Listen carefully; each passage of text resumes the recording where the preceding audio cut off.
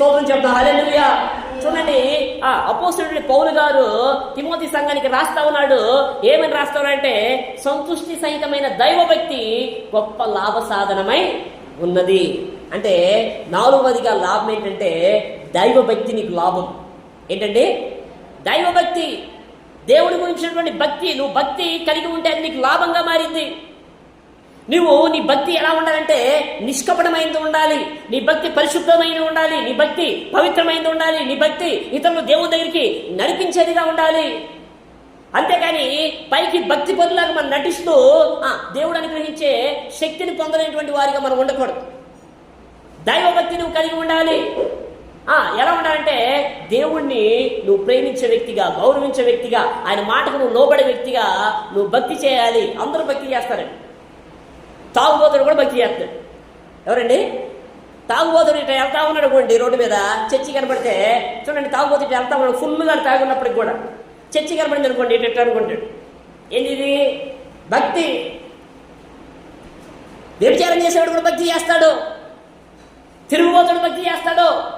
కాకపోతే నీ భక్తి ఎలా ఉండాలంటే దైవభక్తి దేవునికి నచ్చే విధంగా ఉండాలి. స్తోత్రం చెప్తాం. హల్లెలూయా. నీ భక్తి ఎలా ఉండాలండి? దేవునికి నచ్చే విధంగా ఉండాలి. యోసేపు చూడండి ఎలాంటి భక్తి చేశారంటే దేవునికి నచ్చే భక్తి చేశారు. తన జీవితంలో ఎన్ని కష్టాలు వచ్చినా, తన జీవితంలో ఎన్ని ఇబ్బందులు వచ్చినా, తన జీవితంలో బలహీన పరిచేటువంటివి అనేకం అతనికి ఎదురైనప్పటికీ కూడా వాటినన్నింటినీ ఎదిరించి దైవభక్తి విషయంలో ఏం చేశాడు? ఎక్కడికి కూడా తప్పిపోకుండా దేవుణ్ణి స్తుతించాడు. స్తోత్రం చెప్తాం. హల్లెలూయా. ఎలాంటి కొంతమంది చూడండి, కొంతమంది భక్తి కొంచెం కష్టం రాగానే మందిరానికి రాదు, కొంచెం కష్టం రాగానే ప్రభు నాకేం చేశాడు, కొంచెం కష్టం రాగానే దేవుడు నాకేం చేశాడు. ఎప్పుడు దేవుడు నీకు చేయటమేనా? నువ్వు ఎప్పుడైనా దేవుడికి ఏమైనా చేసావా? దేవుడి కోసం నేను ఈ కార్యం చేశాను అన్నోళ్ళు ఎవరైనా చేతులు ఎత్తండి. దేవుడి కోసము నేను ఈ మంచి పని చేశాను అన్నోళ్ళు ఎవరైనా ఉంటే చేతులు ఎత్తండి. ఎంతకాడికి మనం ఏంటంటే దేవుడు నాకేం చేశాడు, అది చేయాలి, ఇది చేయాలి. ఎందుకు చేయాలి? నీకు భక్తి లేకుండా, నీకు క్రమం లేకుండా, నీకు భయం లేకుండా, దేవుడు అంటే యథార్థమైనటువంటి జీవితం నీలో లేకుండా నీకు మేలు ఎలా చేస్తాడు ఆయన? నీకు ఉపకారాలు ఎలా చేస్తాడు ఆయన? అది నువ్వు చేయాలంటే నువ్వు భక్తి విషయంలో నువ్వు కరెక్ట్గా ఉండాలి. స్తోత్రం చెప్తాం. హల్లెలూయా. చూడండి, యోబు గారిని జ్ఞాపకం చేసుకుంటే పిల్లరా, యోబు ఆ ఊర్లో యోబు అంత ధనవంతుడు ఎవరు కూడా లేరు. యోబుని మించిన ధనవంతుడు ఆ ఊర్లో లేరు. అయితే యోబు చూడండి, ఒక్క రోజులోనే కను రెప్పపాటులోనే తన స్థితి అంతా కూడా మార్చివేయబడింది. తన ఆస్తి పోయింది, ఆరోగ్యం పోయింది, తన బిడ్డలు చనిపోయారు. మనమైతే ఏం చేస్తామండి? ప్రభువా నీకు నేనే దొరికానంటయ్యా, నన్ను ఎందుకయ్యా ఎట్లా చేస్తావు? ఎలాంటి విషయం? దైవభక్తి విషయంలో వాళ్ళు వెనకడుగు వేసిన వాళ్ళు కాదు. అన్ని ఉన్నప్పుడు దేవుణ్ణి ఆరాధించారు, ఏమీ లేకపోయినా కానీ దేవుణ్ణి స్తుతించారు. స్తోత్రం చెప్తాం. హల్లెలూయా. ఎలాంటి దైవభక్తి? నిజమైన భక్తి మారదండి. సమయాన్ని బట్టి, కాలాన్ని బట్టి, పరిస్థితులను బట్టి నిజమైన భక్తి మారదు. చూడండి, దేవుని కోసం నిలబడ్డాడు. భార్య వచ్చి అంటా ఉంది, అయ్యా ఇంకా ఏం భక్తి, ఇంకా దైవభక్తి ఏం చేస్తావు? దేవుని దూషించి చచ్చిపోతుందండి భార్య. ఎవరండి? భార్య. రోజు సంపాదిస్తే తిని తిని కమ్మలు కూర్చునేటువంటి భార్య అంటా ఉంది, నువ్వు దేవుణ్ణి దూషించి చచ్చిపో. భార్యకి అసహ్యంగా మార్చబడ్డాడు. తనకంటే తక్కువ వయసున్న వాళ్ళు ఎగతాళి చేస్తా ఉన్నారు. తన పనోళ్ళు అంతకుముందు పనోళ్ళు పిలిస్తే గజగజ వణుక్కుంటా వచ్చి చేతులు పట్టుకునే వాళ్ళు కూడా ఇప్పుడు పిలిస్తే ఎవరు కూడా రావట్లేదు. యోబు గారి యొక్క దేహం అంతా కూడా కురుపులమయమైపోయింది. అతని శరీరం అంతా కూడా వాసన కొడతా ఉంది. అయినప్పటికీ కూడా భక్తి విషయంలో ఆయన రాజీ పడలేదని. పిల్లరా, చేసిన భక్తికి దేవుడు ఏం చేశాడంటే రెండంతలుగా యోబును ఆశీర్వదించాడు. దేవునికి స్తోత్రం చెప్తాం. హల్లెలూయా. ఎలా అంటే రెండంతలుగా దేవుడు ఆశీర్వదించాడు. నిజమైన భక్తి మారదు పిల్లరా. చూడండి, అదేవిధంగా అబ్రహామును మీరు జ్ఞాపకం చేసుకుంటే, ఈ మాట చెప్పి నేను ముగిస్తాను. అబ్రహామును జ్ఞాపకం చేసుకుంటే నిజమైన భక్తి చేశాడు ఆయన. దేవుడు ప్రేమించాడు, దేవుని ఆరాధించాడు, దేవుడికి లోబడ్డాడు. నిజమైన భక్తిని ఎప్పుడు చేసిందంటే దేవుని మాటకు నువ్వు ఎదురు చెప్పకుండా ప్రతిదానికి లోబడతావు. చూడు, అది దేవుని యొక్క భక్తి అంటే. చూడండి, అబ్రహాంకి 100 సంవత్సరాలప్పుడు పిల్లల్ని ఇచ్చాడు. ఎప్పుడండి? 100 సంవత్సరాలు. చూడండి, మనకి పెళ్ళైన తర్వాత ఒకరికి ఒక 4 సంవత్సరాల తర్వాత, 5 సంవత్సరాల తర్వాత, 10 సంవత్సరాలు పిల్లలు పుడితే ఎంతో అల్లారుబుద్ధిగా మనం పెంచుకుంటాం. అవునా కదండి? లేక పుట్టాడు నాకు ఈ బిడ్డ, ఎన్నో సంవత్సరాల తర్వాత ప్రార్థన ద్వారా నేను చేసినటువంటి ఆ యొక్క దేవుడు నాకు మేలు చేశాడని చెప్పి ఆ చిన్న బిడ్డను అల్లారి ముద్దుగా నువ్వు పెంచుకుంటావు. మరి 100 సంవత్సరాల వయసులో బిడ్డ పుట్టాడండి, ఇంకా ఆయన ఎలా పెంచుకుని ఉంటాడు?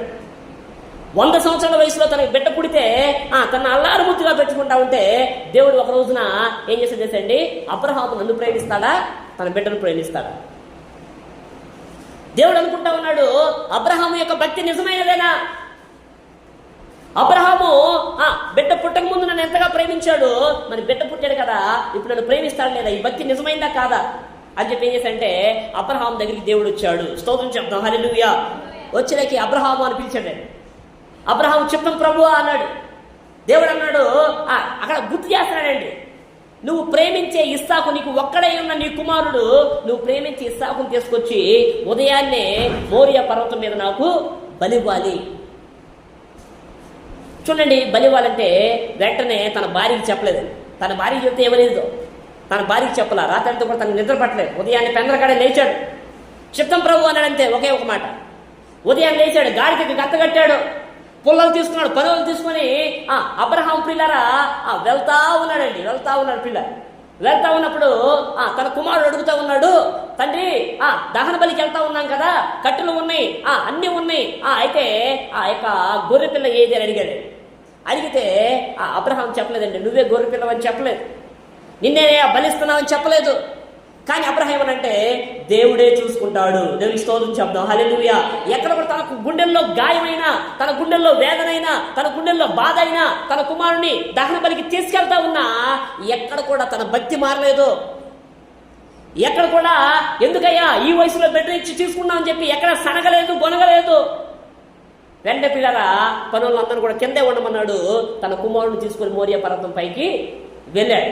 వెళ్ళినప్పుడు పిల్లరా చూడండి, వెంటనే తాళ్ళతోటి తన కుమారుడి యొక్క చేతులు కాళ్ళు కట్టివేస్తా ఉన్నాడు. పిల్ల కట్టివేస్తా ఉన్నప్పుడు ఆ యొక్క ఇస్సాకు కూడా ఏం మాట్లాడలేదు.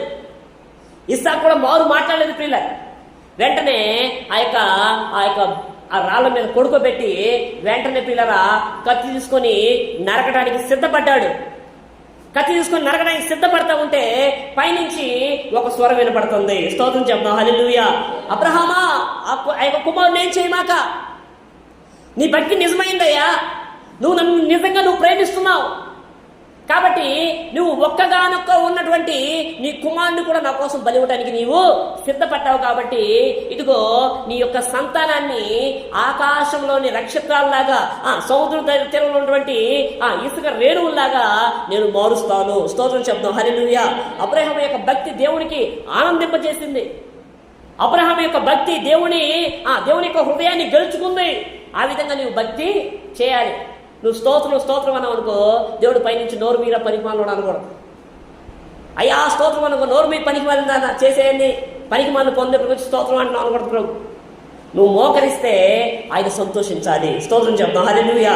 నా బిడ్డ వచ్చింది ప్రార్థన చేయడానికి, నా కుమారుడు వచ్చాడు ప్రార్థన చేయడానికి, వాళ్ళ అవసరం ఏంటి, వాళ్ళ అక్కర్లేంటి అని చెప్పి ప్రభు చెవి యొగ్గి నీ ప్రార్థన నా ప్రార్థన ఆయన ఆలకించాలి. స్తోత్రం చెప్తాం, హల్లెలూయా. ఆ విధంగా భక్తి నువ్వు చేయాలి. భక్తులు ఆ విధంగా భక్తి చేయబట్టి అబ్రహామును విశ్వాసులు తండ్రిగా దేవుడు మార్చాడు. ఆ యొక్క యాకోబు యొక్క స్థితిగతులను దేవుడు మార్చాడు. కారణం ఏంటంటే వాళ్ళు భక్తి చేశారు. స్తోత్రం చెప్తాం, హల్లెలూయా. ఎలాంటి దైవ భక్తి చేశారండి. చూడండి, ఏలియా కూడా పిల్లరా ఆ యొక్క ప్రాంతంలో వెళ్తా ఉంటే గనురాలని ఒక స్త్రీ ఉన్నాయి. గనురాలని ఒక స్త్రీ ఉండి ఆ యొక్క సేవకుడు వెళ్తా